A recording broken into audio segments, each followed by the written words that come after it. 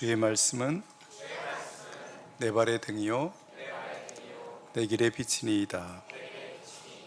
아멘. 네. 어떤 집사님이 이런 말씀을 하세요. 세상을 바꿔보고 싶었습니다. 돈 있고 힘 있는 사람들만 위한 세상이 아니라 모든 사람이 잘 살 수 있는 세상으로 바꿔보고 싶습니다. 이 말을 하는데 참 감동이 되더라고요. 저런 마음이 있어야지 하는 마음이 들었습니다. 세상에는 두 종류의 사람으로 나눌 수 있다고 봅니다. 첫째는 세상에 생존하기 위해서, 세상에 적응하기 위해서, 세상에서 성공하기 위해서 발버둥 치는 사람과, 아까 말한 분처럼 세상을 변화시키고 싶어 하는 사람이 있다고 봅니다.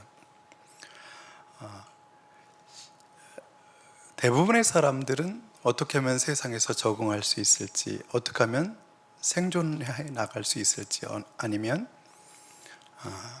성공할 수 있을지에 대해서 마음을 가지고 있습니다. 근데 생각을 조금만 바꾸면 그것이 아니라 주님께서 원하시는 것은 세상을 변화시키는 것이라는 것을 알 수 있습니다. 근데 여기에서 한 가지 질문을 던지면 복잡해집니다. 그런데 어떤 세상으로 만드시기를 원하시나요? 어떻게요? 무엇으로요? 뒤틀린 생각이나 잘못된 이론을 가지고 확신 가운데 확신을 가지면 굉장히 위험하게 됩니다. 역사 속에서 그런 뒤틀린 생각과 잘못된 이념, 이론 가지고 세상을 떠들썩하게 함으로 많은 사람을 죽이기도 하고 많은 사람을 고통에 내몰기도 한 혁명과 그런 일들이 역사 속에 많이 있습니다. 잘못된 것을 붙들고 세상을 고쳐보려고 발버둥 치는 것은 그만큼 위험하고 무서운 것입니다. 그래서 어떤 방법으로 세상을 바른 세상을 만들어갈까, 아름다운 세상을 만들어갈까가 중요하죠. 예레미야를 보면서 우리는 느끼게 됩니다. 하나님이 세상을 변화시키길 원하시는구나. 하나님이 세상을 바꾸길 원하시는구나. 하나님이 세상을 고치기를 원하시는구나. 이것을 알 수 있습니다. 그래서 우리 예레미야 1장 1절 1장 10절에서 이렇게 말씀하시죠. 뽑고 파멸하고 무너뜨리고 다시 심고 다시 세운다는 것이죠. 하나님께서 예레미야를 통해서 하시고 싶은 일은 뭐예요? 다 뽑아버리는 거예요. 열매 없는 것을 다 뽑아버리고 잘못 더러워진 모든 것들을 전부 다 무너뜨리고 그리고 다시 심고 다시 세우는 것입니다. 이것이 예레미야를 통해서 하고 싶은 일입니다. 하나님의 마음입니다. 예레미야는 이 일로 부름을 받았습니다. 이 일에 부름을 받았는데 이 일은 쉬운 일이 아니라서, 너무 어려운 일이라서 예레미야는 거부합니다. 난 못합니다. 난 어린아이와 같습니다. 제가 이것을 어떻게 감당할 수 있겠습니까? 그럴 수 없습니다라고 말합니다. 우리도 같은 일에 부름을 받았다고 성경은 말하고 있습니다. 우리도 세상에 적응하기 위해서, 세상에 성공하기 위해서가 아니라 세상을 하나님 뜻대로 변화시키기 위해서 부름을 받았습니다. 그렇다면 어떻게 세상을 변화시킬 수 있을까? 오늘 본문을 7장을 통해서 한번 보도록 하겠습니다. 3절로 가서 보시면 같이 읽어볼까요? 3절. 나 만군의 주 이스라엘 하나님이 말한다. 너희의 모든 생활과 행실을 고쳐라. 그러면 내가 이곳에서 너희와 함께 머물러 살겠다. 주님께서 고치는데 뭘 고치래요? 너희의 모든 생활을 고치래요. 이것을 원어로 보면 이 생활이라는 말이 길이라는 단어예요. 길. 너희의 모든 길을 고쳐라. 그렇게 말씀하고 계십니다. 모든 길을 6장 16절을 한번 가볼까요?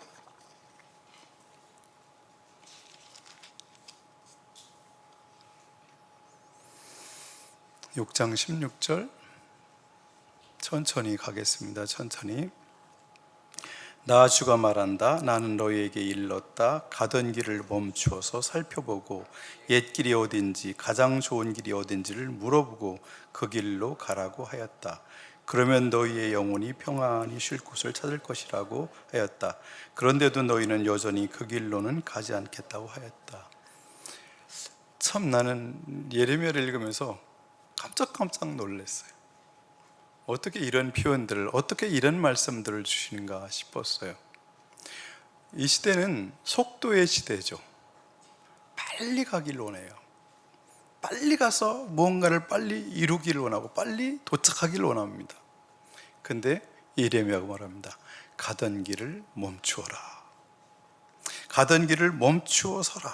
멈추어라. 이것을 잘하는 사람이 지혜자라고 할 수 있겠습니다. 막 달려가다가 이 길이라고 확신하던 그 길을 막 달려가다가 어느 순간 딱 멈추는 것이죠. 이걸 할 수 있어야 돼요. 딱 멈춰서 내가 가는 길이 옛 길인가를 묻는 거예요. 이 내가 가는 길이 옛 길인가? 내가 가는 길이 가장 선한 길인가를 물으라는 거예요. 이 옛길이라는 말이 무슨 말일까요? 옛길. 이게 영원이란 단어이기도 합니다. 영원부터 옛날부터 지금까지 계속해서 옳은 길, 바른 길, 생명의 길이라고 믿음의 선배들이 생각했던 그 길을, 그 옛길을 찾으라는 것이죠. 그 옛길을 찾아라. 그리고 가장 선한 길이 어딘지를 물어보라. 이 물어보라는 말도 그냥 단순히 물어보라는 게 아니라 에스크라는 단어와 베그라는 단어가 같이 결합될 수 있는 단어예요. 그러니까 신약식으로 하면 두드리라, 찾으라, 구하라 하는 말이에요. 언제까지? 그것이 이루어질 때까지. 우리 젊은이들에게, 그리고 30, 40대, 50대 가면서 확신 있게 달려가죠. 처음에는 이 길이야, 이 길. 이제 감 잡았어. 그리고 막 달려갑니다. 그런데 그 길이 마침내 멸망으로 인한 길이 될 수 있다는 거예요. 그걸 가다가 멈춰 설 수 있어야 돼. 그리고 이게 옛 길인가? 옛 지혜자들이 가던 그 길인가? 성경에서 말씀하시는 그 옛 길이 맞나? 영원한 길이 맞는가를 물어볼 수 있어야 된다는 것이죠. 그리고 그것이 가장 선한 길인 것을 어떻게 해요? 깨달을 때까지 계속해서 묻고 또 물어서 드디어 이것이다 생각하면 출발하면 됩니다. 속도는 문제가 되지 않습니다. 내가 선 이 길이 바로 그 길인지가 중요합니다. 이 길로 계속하면 영생으로 이어지는 길인지 생명으로 이루어지는 길인지 그것을 볼 수 있어야 됩니다. 이것을 예레미야는 보라고 말씀하십니다. 그래서 여기서 너의 모든 생활과 할 때 이 생활이라는 말이 뭐예요? 모든 길이라는 뜻이 앞에 말한 6장 16절에서 말한 그 길을 바꾸라는 거예요. 우리가 들어선 길이 잘못됐다면 그 방향을 바꿔서 the way, 그 길로 갈 수 있도록 그 길을 찾으라는 것이죠. 그리고 그 길을 걸어가면서 마땅히 행할 바를, 행실을, 어떤 행실을 하며 그 길을 걸어가면서 내가 행해야 될 것이 무엇인지 그것을 찾아내라는 것이죠. 그리고 그대로 살라는 것입니다. 고쳐라 말씀하시죠. 주님께서는 뭐라고 말씀하세요? 세상을 바꾸려 하지 말고 너를 바꿔라. 세상을 고치려 하지 말고 너를 고쳐라. 무서운 사람이 세상을 바꾸겠다는 사람이에요. 근데 성경에서는 늘 말합니다. 세상을 바꾸지 말고 너를 바꿔라. 너를 고쳐라. 너의 길을 고치고 너의 행실을 고쳐라. 삶을 바꿔라. 그러면 내가 이곳에서 너희와 함께 머물러 살겠다 하십니다. 이 말씀은 머물러 살겠다는 말씀이 왜 여기서 등장하는가 보면 4절과 연결시켜서 보면 알 수 있습니다. 이것이 주님의 성전이다, 주님의 성전이다, 주님의 성전이다 하고 속이는 말을 너희는 의지하지 말라는 것. 예레미야가 예루살렘 성전으로 제사 드리러 오는 사람들 앞에 딱 쓴다는 것이죠. 그때 당시는 요시야 왕이, 지금 이 예레미야 7장은 요시야 왕이 죽고 그의 아들 여호야김이 왕이 된 때예요. 그러니까 요시야를 통해서 모든 산당들과 예루살렘에 있는 성전 외에는 유다 지역의 모든 산당들과 제사 드리는 모든 곳을 개혁해서 없애버린 때예요. 그러니까 뭐만 남았어요? 오직 예배 드릴 수 있는 장소는 예루살렘밖에 없는 그때입니다. 그때 예배 드리러 오는 사람들에게, 모든 사람들에게 외치라는 거예요. 여기도 하나님의 집이 아니다. 여기가 여호와의 집이라고, 여호와가 살고 계신 집이라고 속지 말라, 이 말씀을 한다는 거예요. 참 무서운 말이죠. 그들이 이 말을 들었을 때 그때 당시 사람들의 충격이 얼마나 컸을까요? 여기서는 예레미야가 선포하고 말씀하신 것만 나오지만 26장 가면 그것에 대한 반응이 나옵니다. 사람들이 이 말을 듣고 예레미야를 어떻게 죽이려고 했는지, 이 말, 그 말을 선포한 이후에 어떤 상태를, 사람들이 어떻게 반응했는지를 드러내 줍니다. 화가 나는 것이죠. 왜? 이스라엘 사람들은 뭘 의지하고 살았어요? 그 밑에 이렇게 말해요. 하고 속이는 말이다. 이것이 어떻게 해요? 속이는 말이라는 거예요.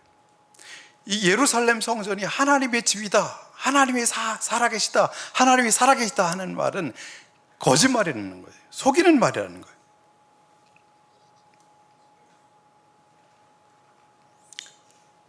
이 말을 들었을 때 그들은 분노할 수밖에 없었습니다. 근데 뒤에 말이 우리를 생각하게 합니다. 너희는 이 말을 의지하지 말아라. 여러분, 묵상할 때 이 말씀을 보셨나요? 너희는 이 말씀을 의지하지 말아라. 너희는 이 말씀을 의지하지 말아라. 어떻게 이스라엘 백성들이 이 말씀을 의지했을까요?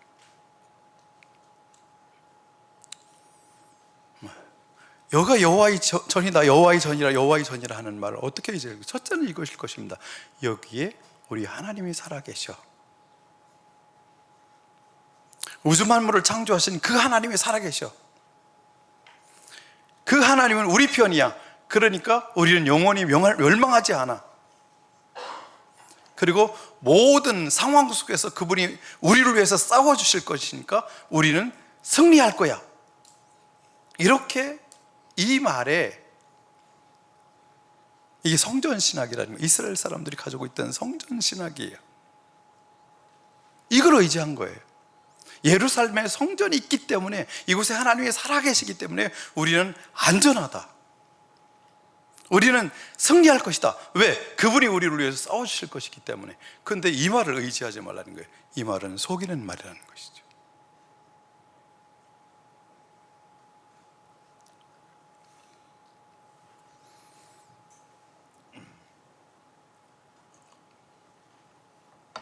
그러면서 주님께서 5절로 가보겠습니다. 그러면 어떻게 됩니까? 어떻게 됩니까? 그랬더니 너희가 모든 행실과 생활과, 이것도 아까 같은 말이죠. 모든 길과 행실을 참으로 바르게 하라. 바르게 고쳐야 된다. 그리고 참으로 이웃끼리 서로 정직하게 살아라 하는 거예요. 아주 뻔한 말씀 같죠, 늘. 그죠? 생활을 고쳐라, 이웃끼리 서로 정직하게 살아라. 그리고 하는 말이 나그네와 고아와 가부를 억압하지 마라. 이 나그네라는 말은 지금으로 따지면 외국인 노동자들을 말합니다. 그래서 이 사람들은 여기서 일을 하고 돈을 벌고 또 여기서 그냥 인정해줘서 받아줘서 살 수 있도록 한 사람들 말이에요. 이런 사람들은 굉장히 힘들죠. 이 땅에서 살아가는 것이. 그때 당시에도 이스라엘의 법에도 이방인들을 그렇게 무시하고 이방인들을 개취급하는 그때에도 이런 선한 법이 있어요. 나그네들, 이방인들, 그 사람들이 이 땅에서 들어와서 살아가는 그 사람들에게 선대하라는 말을 늘 해주셨습니다.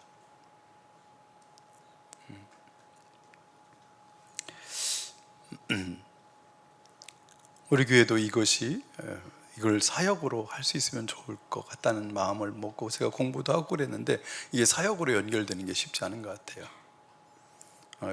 제3 가난한 지역에서 와서 결혼해서 살아가는 그 사람들 어떻게 도울 것인가.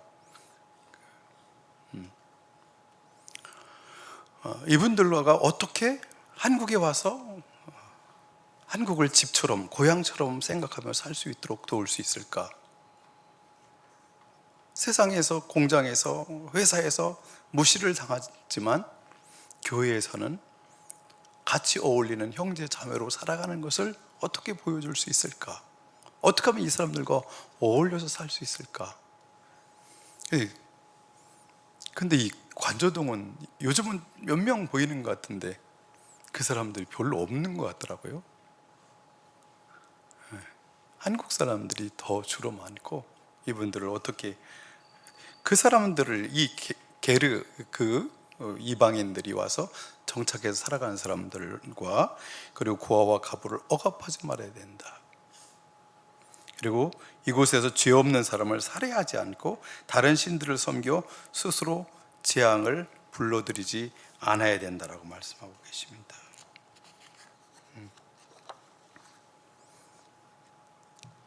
그러면 7절에 보면 어떻게 해요? 내가 너희 조상에게 영원하도록 준 이 땅 바로 이곳에서 너희가 머물러 살도록 하겠다. 아까 3절에 보면 우리의 생활과 행실을 고치면 하나님께서 이곳에서 너희와 함께 머물러 살겠다. 성전을 성전되게 하시겠다고 말씀하셨어요. 그런데 어떻게 해요? 7절에 가보면 그 백성이 그 땅에서 머물러 살 수 있도록 하겠다는 거예요. 이게 뭐하고 전제되죠? 이미 어떻게 1장부터 6장까지 어떤 선포를 하셨어요?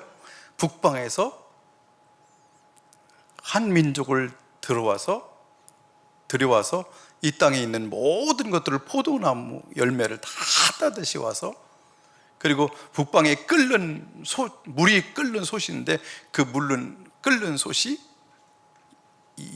이스라엘 유대를 위해서 이미 엎어졌다라고 말씀하셨어요. 이미 침당이 될 것을 말씀하십니다. 그리고 그들이 이제 또 포로로 끌려갈 것을 말씀하셨어요.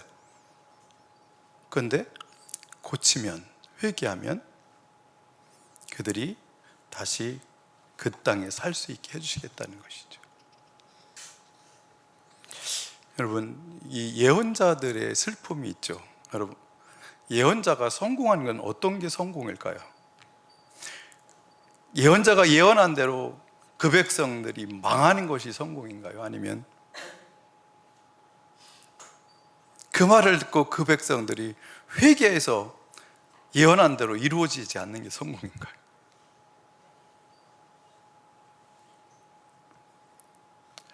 하나님께서 이렇게 하시기로 했습니다. 이렇게 하시기로. 요나가 가서 막 니느웨성 가서 외쳤을 때 그가 외친 대로 그 성이 멸망하지 않고 구원을 받았어요. 이게 성공이에요? 아니면 선포한 대로 망하는 게 성공인가요? 이렇게 하면 거짓말장이고. 그래서 예언자들의 마음은 늘 이게 복잡할 수밖에 없습니다.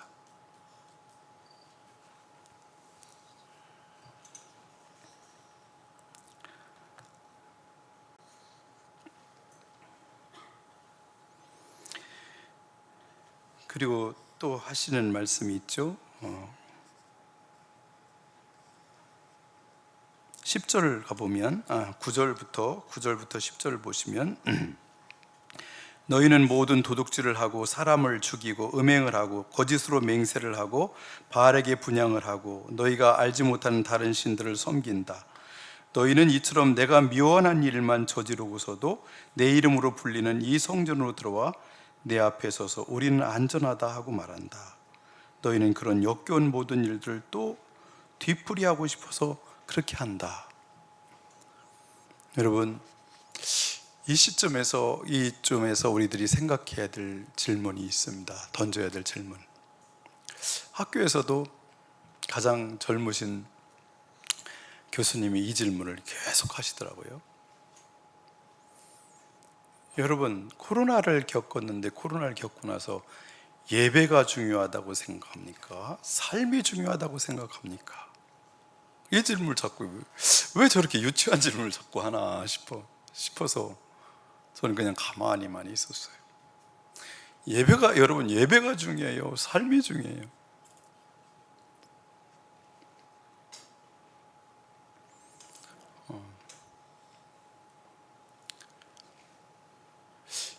이 질문이 잘한 질문인가도 싶기도 하고 그렇습니다. 오늘 본문은 아주 무서운 본문이에요. 성전 제사를 중심으로 살아가던 그 시대인데도 불구하고 이 성전에서 드리는 모든 행위를 하나님께서 받고 싶지 않다는 거예요.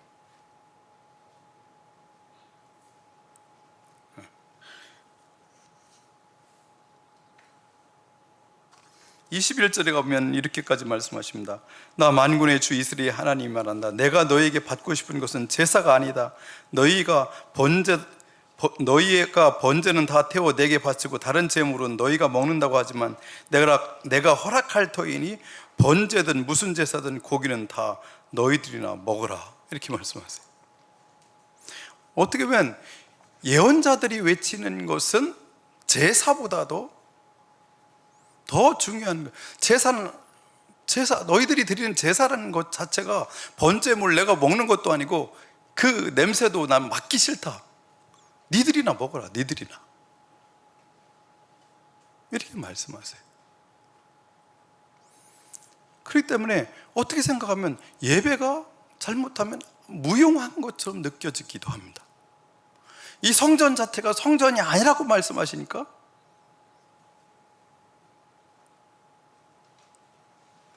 이것이 예배 드리는 것이 우리의 신앙생활의 전부라고 생각하고 살아가는 사람들에게는 충격일 수밖에 없습니다. 아무것도 아니죠.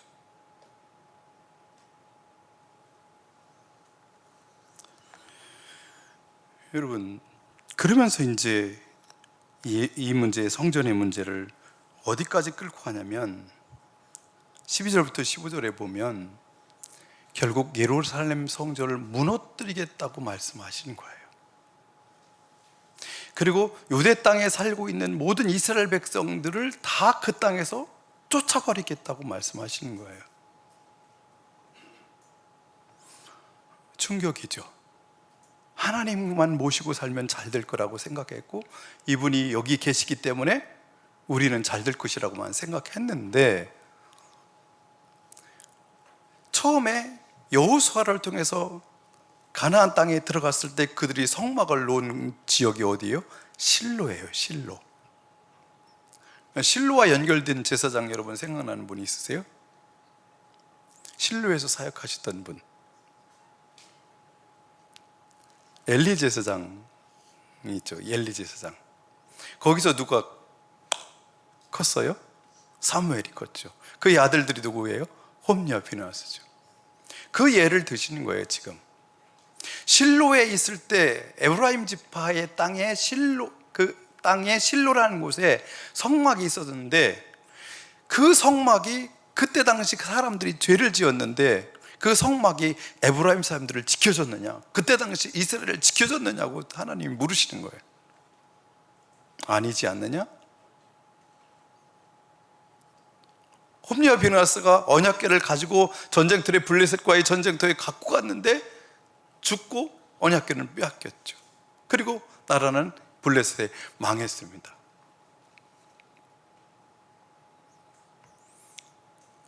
그러면서 실로가 지금 있느냐? 실로에 에브라임 지파들이 살고 있느냐? 실로에 지금도 성막이 있느냐? 없어졌다. 그와 마찬가지로 성전도 없어질 것이다 라고 말씀하십니다.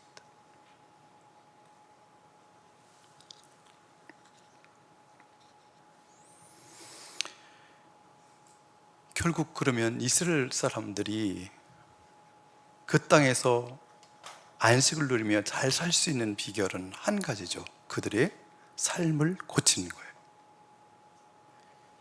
길을 바로 깨달아 알아서 그 길로 가는 것이죠. 근데 그것이 가능할까요? 라는 질문이에요. 6장 27절부터 30절을 한번 보겠습니다.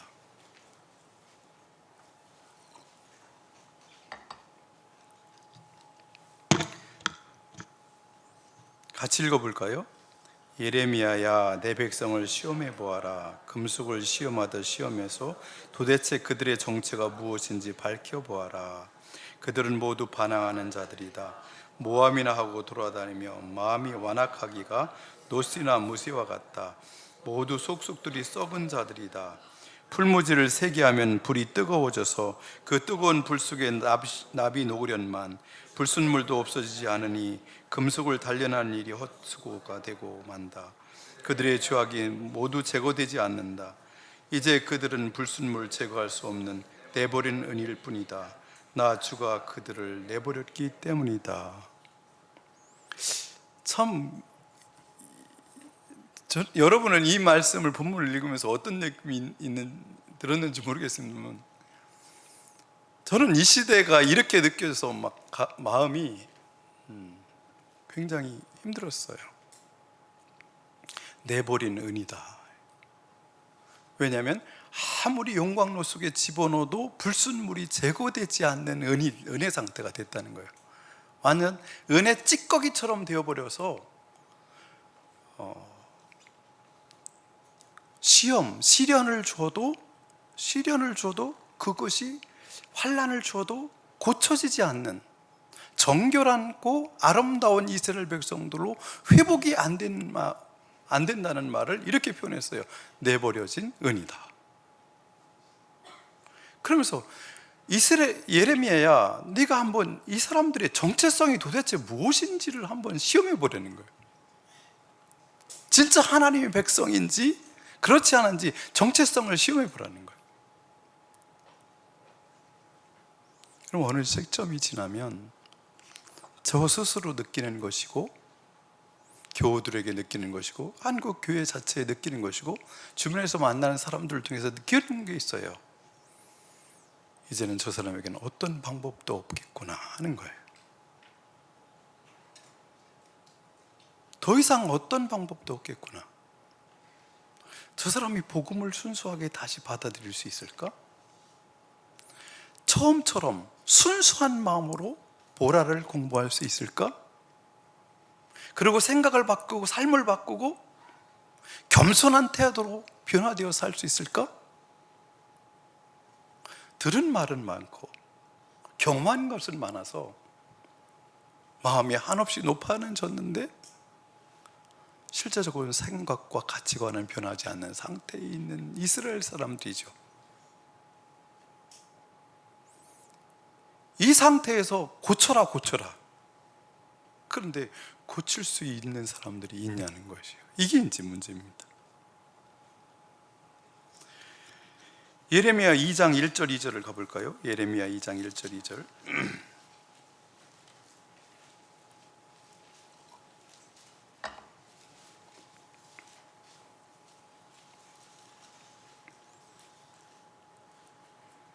이 절 3절을 읽겠습니다.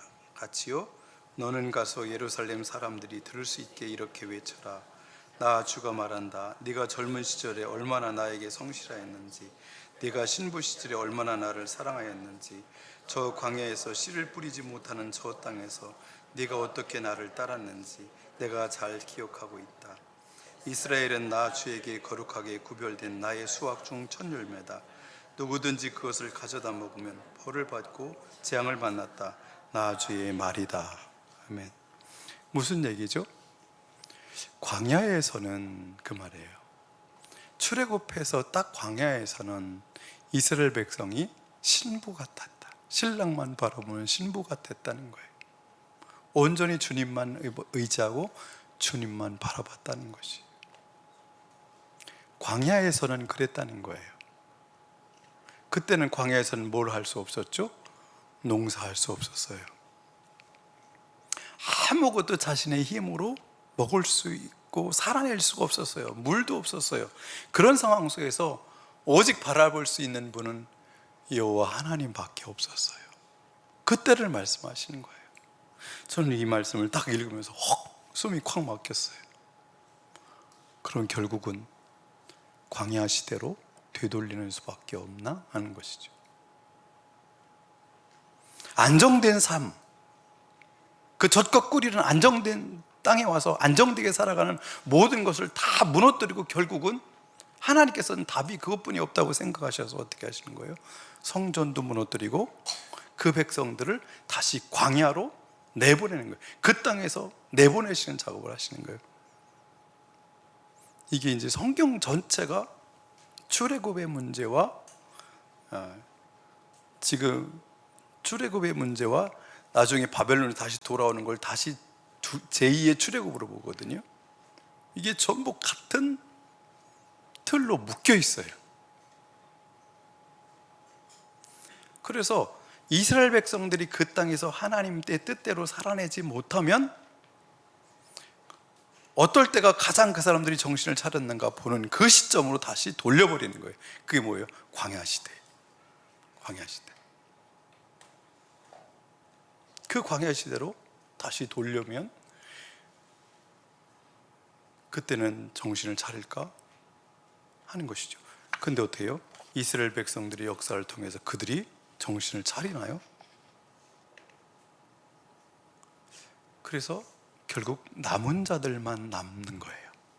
남은 자들만 건져내고 나머지 사람들은 정신을 못 차리고 결국은 광야에 있을지라도 원망하고 불평하다가 그냥 죽고 끝나는 것입니다. 첫 번째 출애굽 때도 마찬가지고 두 번째 출애굽 때도 마찬가지고 인류 역사 전체를 통해서 그렇습니다.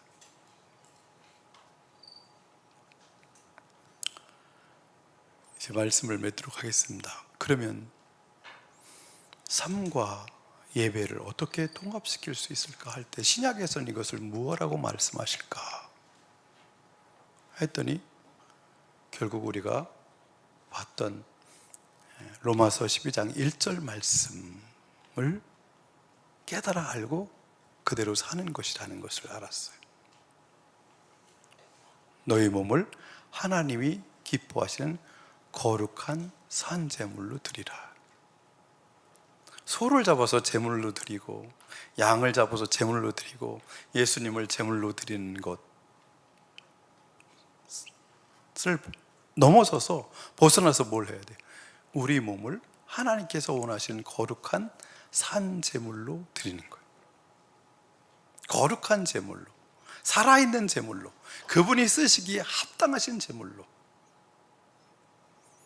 신약시대에 있어요. 성전은 어디예요? 신약시대의 성전이 여기는 성전이 아닙니다. 여기는 예배당일 뿐이죠. 성전이 어디예요? 우리 몸이죠. 우리가 주님의 성전입니다. 교회가 주님의 성전입니다. 결국 우리 몸이 주님이 쓰시기에 합당하게 그렇게 살아갈 때 주님께서 원하신 대로 사용하실 수 있도록 우리 삶을 드릴 때 삶이 바뀌고 그것이 뭐예요? 로마서 12장 1절에 그것이 너희가 드릴 영적 예배니라, 합당한 예배니라 라고 말씀하십니다.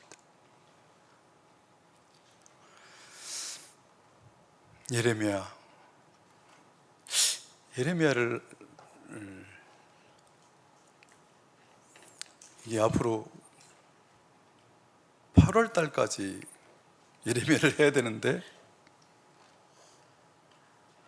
이 분위기로 계속 갈 것 같은데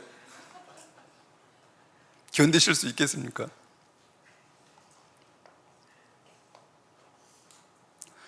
하여튼 우리에게 주신 말씀을 피해가지 말고 정면으로 직면하길 원합니다. 하나님께서 말씀하실 때 그대로 듣고 우리를 변화시키고 고쳐서 예레미야가 끝날 때쯤은 그분이 원하시는 대로 우리 교회가 체질이 바뀌고 우리 생각이 바뀌고 달라지길 원합니다. 우리 모두가 거룩한 산제물로 드려지는 귀한 예레미야에 묵상하는 기간이 되기를 소망합니다. 우리 기도하겠습니다.